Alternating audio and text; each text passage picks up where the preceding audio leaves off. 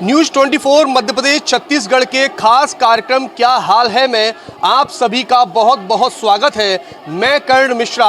मध्य प्रदेश की अगर तस्वीर को देखा जाए तो वर्तमान समय में लगभग 10 लाख आउटसोर्स कर्मचारी काम कर रहे हैं, जबकि अगर शासकीय यानी स्थायी कर्मचारियों की बात की जाए तो लगभग 5 से 6.5 लाख के करीब माने जाते हैं। ऐसी स्थिति में आप अंदाजा लगा सकते हैं कि सरकारी जो मशीनरी है उसका सबसे ज़्यादा दबाव और सबसे ज़्यादा व्यवस्थाओं की जिम्मेदारी जो है इन आउटसोर्स कर्मचारियों के कंधों पर है। और इन कंधों के ठीक नीचे जो है ये काली पट्टी बांधने के लिए मजबूर हुए हैं और ये काली पट्टी बांधकर विरोध दर्ज कराया जा रहा है, क्योंकि इनके मन में कई तरह की पीड़ा है, सरकार से मांगे हैं और उन मांग को लेकर अब आने वाले समय में ये स्थायी तौर पर काम बंद हड़ताल की तैयारी में है। लेकिन उसके पहले ये जानना बहुत ज़रूरी है कि आखिर मध्य प्रदेश में इन आउटसोर्स कर्मचारियों का क्या हाल है। भैया क्या हाल है आपका? हमारा हाल बहुत बेकार है। बेकार क्यों है भाई? क्योंकि आज हमारा इसलिए बेकार है कि हमारी जो आउटसोर्स की नौकरी है वो आज नौकरी में कल ना रहे या ना रहे इसकी कोई गारंटी नहीं है। कल तो वैसे भी किसी ने नहीं देखा। नहीं, अब नौकरी हम 15 साल से स्वास्थ्य विभाग में पूरी ईमानदारी से सेवाएं दे रहे हैं, लेकिन लगातार देखने में आ रहा है प्रदेश में लगातार जो 10-10, 15-15 साल से जो सेवाएं दे रहे हैं उनको लगातार नौकरी से हटाया जा रहा है, लगातार उनको बेघर किया जा रहा है। इसलिए हमारा हाल बहुत बेकार है। अगर आउटसोर्स व्यवस्था की बात की जाए तो मध्य प्रदेश में कितना समय हो गया आउटसोर्स व्यवस्था लागू हुए? मध्य प्रदेश में विगत 10 से 12 साल से आउटसोर्स व्यवस्था लागू की गई है, जो कि निजी एजेंसियों के माध्यम से आउटसोर्स कर्मचारियों का निरंतर शोषण किया जा रहा है। जबकि मध्य प्रदेश में जो आउटसोर्स की संख्या है वो 10 लाख के लगभग है, लेकिन सरकार द्वारा जो आउटसोर्स की जो पीड़ा को बिल्कुल समझना नहीं चाहती है। उनके जो लगातार और निरंतर सरकार से हम पत्राचार कर रहे हैं कि मांग कर रहे हैं कि आउटसोर्स कर्मचारियों के लिए भी कोई नीति निर्धारित की जाए, लेकिन सरकार द्वारा हमारी मांगों पर बिल्कुल भी संज्ञान नहीं लिया जा रहा है। इसलिए नीति निर्धारण की मांग की जा रही है। और नीति से पहले की क्या स्थिति रही है? भाई साहब, आपको कितना समय हो गया काम करते हुए? मेरे को 10-12 साल हो गए। 12 साल? तो 12 साल से आप आउटसोर्स कर्मचारी हैं? नहीं, पहले हम लोग एनआरएचएम में थे, उसके बाद हमें आउटसोर्स में किया गया है। लेकिन हम शासन से ये चाहते हैं कि जो खाली पद पड़े हुए हैं तो कम से कम 50% पद डायरेक्ट भरे जाएं, बाकी 50% ओपन भर लें जो है। इससे क्या कैसे फ़ायदा जो है आउटसोर्स कर्मचारियों यानी आपको मिलने वाला है? फ़ायदा ये होगा कि आज हमें 10 से 12 हज़ार रुपये मिलते हैं। यदि अगर हम नियमित होते हैं तो ये हमारी सैलरी कम से कम जो 3 गुना हो जाएगी, तो जिससे हमारा घर का खर्चा, बच्चों की पढ़ाई मढ़ाई ये जो अच्छे सुचारू रूप से चलता रहेगा। बाकी स्थिति तो ये है कि बड़ी स्थिति बहुत ख़राब है और शासन कहता है कि सबका साथ सबका विकास। हमारा विकास कहाँ हो रहा है? हमारा तो सर्वनाश हो रहा है। बिल्कुल, देखिए बड़ा नुकसान हो रहा है और नुकसान के बीच कई तरह की मांगें भी जो हैं इनके द्वारा की जा रही हैं। हमारे साथ सुरक्षा गार्ड मौजूद हैं। भाई साहब, आपका क्या हाल है? बुरा हाल है। आपका भी बुरा हाल है। सुरक्षा गार्ड हैं आप, सुरक्षा की जिम्मेदारी है, खुद की सुरक्षा की कुछ स्थिति लगती है क्या? हमारी भी कुछ स्थिति गंभीर ही है, क्योंकि एक व्यक्ति ये गेट से वो गेट तक 4 पहिया के वाहनों को अकेला करने पड़ता है और कर्मचारी कम है, गार्ड भी कम है। तो सैलरी कितनी मिल रही है आपको? 9,000 रुपया। 9,000 रुपये कब से मिल रही है? कितना समय हो गया? जो अभी राज सिक्योरिटी आई है जब से। तो इसके पहले कोई दूसरी कंपनी में, आउटसोर्स कंपनी में काम कर रहे थे? हाँ, सनशाइन में करते थे। उससे पहले 8 मिलते थे तो उसको 2,000 वापस करने पड़ते थे और 6,000 हमको मिलते थे। 6,000 मिलते? 2,000 किस बात के वापस लिए जाते थे? ठेकेदार ने कह के नहीं लगाया था हमको कि मतलब आपको 2,000 अपनी सैलरी में से देने पड़ेंगे आपको काम करना है तो। और अब जो 9,000 मिल रहा है उसमें से भी देना पड़ता है क्या? उसमें से नहीं देने पड़ता। 9 हमारे ही होते हैं, खाते में 9 ही आती है और 9 ही हम रखते हैं। तो 9,000 में घर का खर्चा बढ़िया चल रहा है? नहीं चल पा रहा सर, नहीं चल पा रहा। 9,000 में क्या हो रहा है? कितने लोगों की जिम्मेदारी है घर के? 2 बच्चियाँ हैं और 2 हम हैं, मियाँ बीबी। तो 9,000 में क्या कर पाते हैं फिर? सर अब गुजारा चल रहा है जैसे भी। कितनी दूर रहते हैं यहाँ से अस्पताल से? नदी पार टाल ज़्यादा 1 किलोमीटर भी नहीं है। पैदल आना होता है? पैदल आना जो होता है पैना। तो भविष्य के लिए कुछ जोड़ पा रहे हैं? कुछ नहीं जोड़ पा रहे सर, वो तो हम जो कमाते हैं वही खा लेते हैं और क्या जुड़ेगा 9,000 में? 9,000 में क्या जुड़ेगा? इस बात से अंदाजा लगा सकते हैं कि ये पीड़ा है और इस पीड़ा के बीच जो मांगे रखी गई हैं शासन के सामने वो 9 सूत्रीय मांगे हैं। उन मांगों को भी देख लेते हैं वो किस तरह की मांग है, जायज़ है या नहीं है। 9 सूत्रीय मांगें जो रखी गई हैं उनमें से सबसे प्राथमिकता के आधार पर क्या मांग लगती है आपको? सबसे हमारी प्रथम मांग है कि जो आउटसोर्स कर्मचारियों को जो विगत 10-10 सालों से जो सेवाएं दे रहे हैं, उन आउटसोर्स कर्मचारियों को जो विभाग में जो रिक्त पद हैं उन पदों पर नियमित किए जाए अथवा ये संविधान में मर्ज किए जाए। दूसरी हमारी मांग है जो उत्तर प्रदेश हरियाणा की तर्ज पर जो आउटसोर्स कर्मचारियों के लिए नीति तैयार की जाए। ये नीति तैयार की जाए, इसके अलावा और कुछ मांगे लगती हैं आपको? इस नीति बनने से कर्मचारियों के कार्य में सुधार आएगा और शोषण बंद होगा और कर्मचारियों के वेतन में भी सुधार आएगा, जिससे घर परिवार अच्छा चलेगा। अभी मतलब कोई नीति नहीं है तो उससे कितनी परेशानी आती है आप लोगों को? नीति न बन पाने से कर्मचारी बहुत 8 घंटे से ज़्यादा काम हो रहा है, और जिससे नीति बनने से उत्तर प्रदेश और हरियाणा की तर्ज पर नीति बनने से बहुत अच्छा हो जाएगा। वहाँ की कुछ नीति का आप लोगों ने अध्ययन किया है कि कुछ इसमें बहुत सारा आप लोगों को बेनिफिट मिल रहे हैं आउटसोर्स कर्मचारियों को? हाँ, उसमें अभी 15 तारीख में ही माननीय उच्च न्यायालय ने भी, हरियाणा के उच्च न्यायालय माननीय, तो एक आदेश पारित किया है जिसमें आउटसोर्स कर्मचारियों को नीति के आधार पर लाभ दिया जाए। नीति के आधार पर लाभ दिया जाए। और ये तस्वीर देखो, मैं आपको दिखाना चाहूँगा कि आउटसोर्स कर्मचारी जो काम कर रहे हैं वो अभी वर्तमान में शायद गेट लॉक है यहाँ पर। हम चाहेंगे कि शायद अगर एंट्री मिल जाए तो अंदर जो ऑपरेटर के रूप में जो काम कर रहे हैं उनसे बातचीत करने की कोशिश करेंगे कि ये तस्वीर जो है वो किस तरह की है वर्तमान में, क्योंकि जो कर्मचारी हैं वो लगातार लंबे समय से मांग कर रहे हैं और मांग इस बात की जा रही है कि उनकी जो जायज़ मांगे हैं वो पूरी की जाएं। भाई साहब, बाहर लंबी चौड़ी भीड़ है, किस तरह से मैनेज करते हैं? जो दिख रहा है आपको तो मैनेज कर ही रहे हैं सर, जैसी भीड़ है उस हिसाब से लगी हैं तमाम। उसके अनुसार व्यवस्थाएं, सुविधाएं जो मांग की जा रही है वो मिल पा रही हैं? हाँ, कुछ कुछ है, कुछ कुछ है, नहीं है। कुछ विशेष मांग आपकी? कुछ नहीं, सैलरी वगैरह अभी तक नहीं आई। सैलरी नहीं आई है? अभी तक नहीं आई। बिना सैलरी के काम कैसे? अब जैसे चल रहा है वैसे चल रहा है, चल बिल्कुल, देखिए ये पीड़ा है, और ये पीड़ा है ना, आप इस बात से समझ सकते हैं कि ये पीड़ा जो है वो अब लगातार बढ़ती जा रही है। और ऐसी स्थिति में जो आउटसोर्स कर्मचारी हैं वो अपनी मांगों को लेकर अब बड़ी हड़ताल करने की तैयारी में है, और काली रिबन इसका विरोध जो है इसके रूप में इसका किया जा रहा है। भाई साहब, काली रिबन है, आप कंधे पे इनको बांधे हुए हैं, अभी सिर्फ ये एक मैसेज है, आगे की क्या तैयारी है? अरे सर, हमको ऐसे गवर्नमेंटों को छुट्टी मिलती है वैसा लाभ हमको मिलना चाहिए, ये आगे के लिए नीति बना है। तो अभी आप लोगों को छुट्टी नहीं मिलती क्या? अभी हमें कोई छुट्टी नहीं है, उसकी हमारी मालूम में वो कटती है, सैलरी कट जाती है। तो ये मतलब इसमें एजेंसी के थ्रू कट रही है, आउटसोर्स एजेंसी के थ्रू? एजेंसी के थ्रू कट रही है। तो मतलब वीक ऑफ वगैरह तो मिलता होगा? कुछ नहीं मिलता अभी। तो यानी 24 घंटे वाला स्थिति वाला काम है और 7 दिन का काम है? 7 दिन का काम है, कभी भी बुला सकते हैं।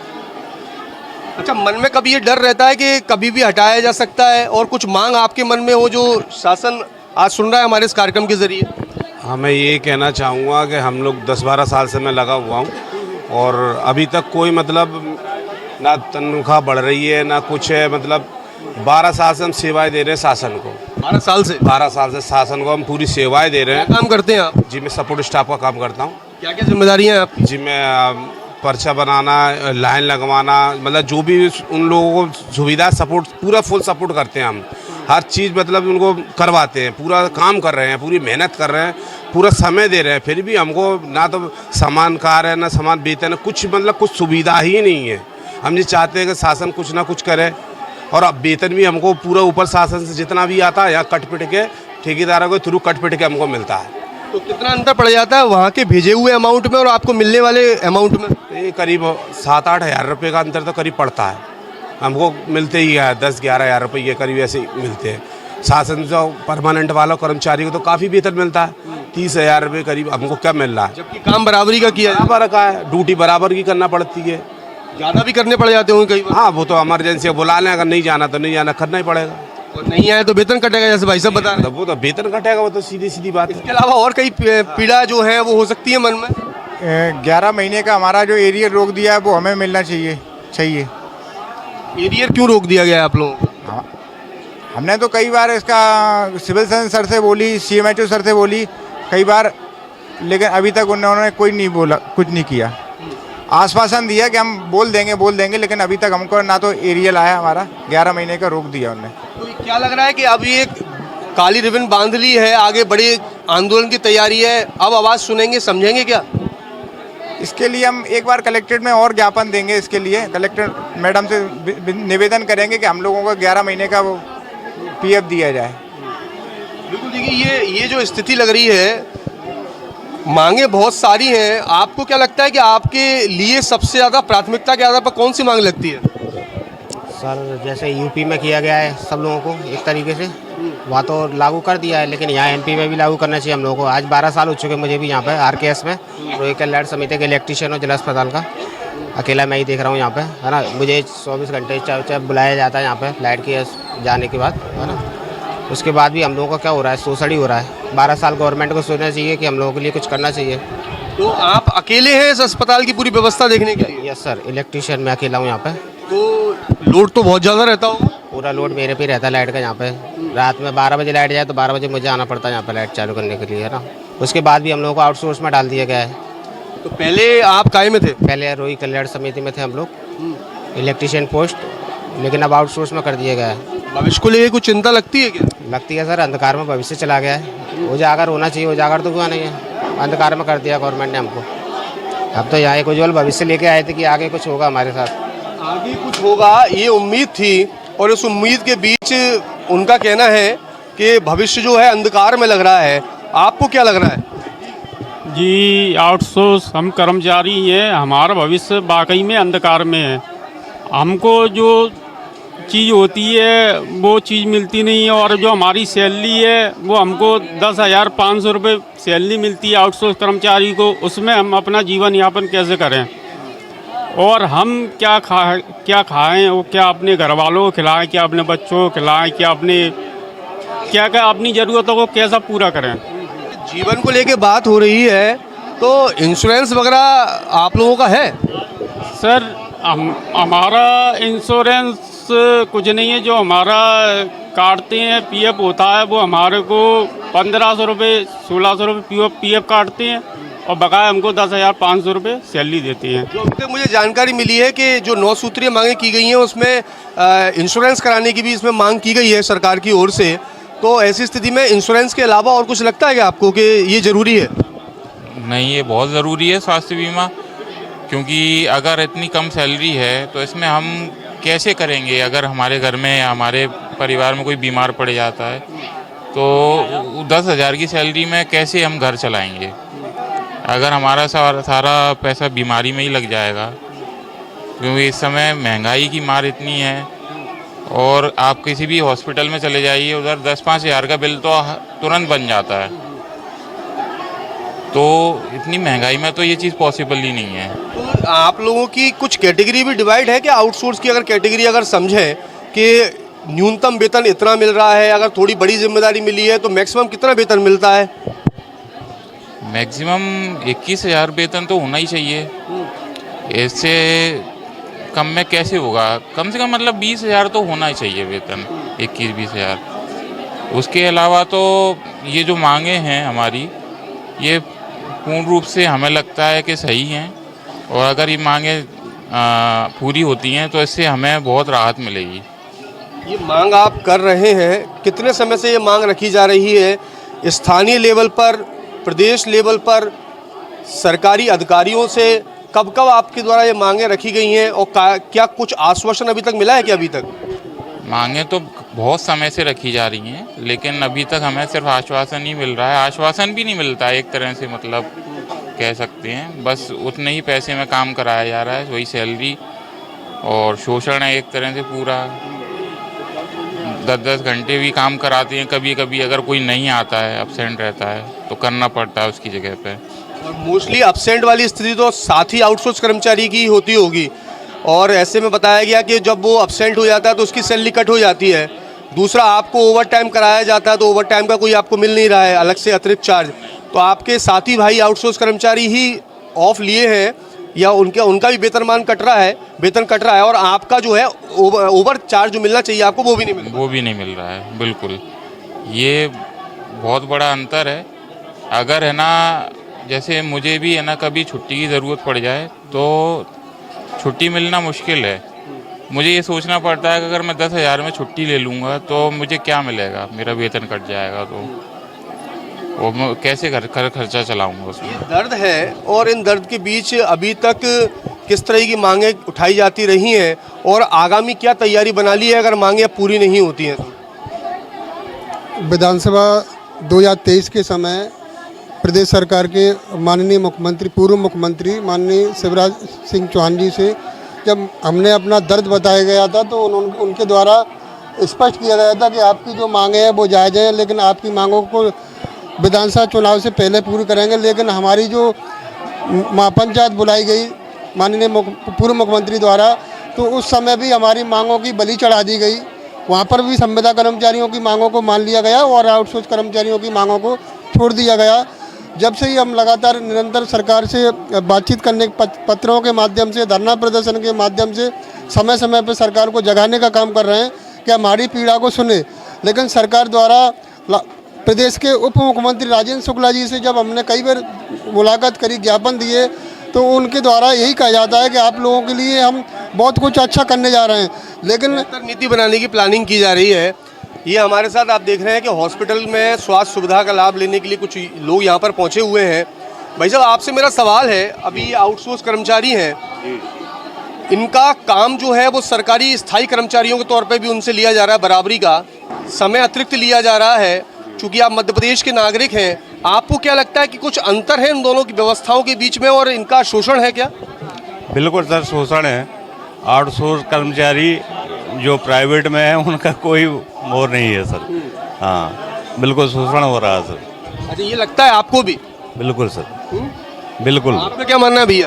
बिल्कुल लगता है, क्योंकि पूरा टाइम ड्यूटी करवाना है और सैलरी कम देना और काम ज़्यादा लेना है, तो उस हिसाब से तो लगता है कि उनका कुछ होना चाहिए। अच्छा, तो क्या आपको ये लगता है कि स्वास्थ्य डिपार्टमेंट की अगर बात करूं, चूंकि आप यहाँ पर खड़े हुए हैं, जो परमानेंट कर्मचारी हैं वो लोग काम बेहतर करते हैं या आउटसोर्स कर्मचारी? नहीं, आउटसोर्स को ज़्यादा लिया जा रहा है।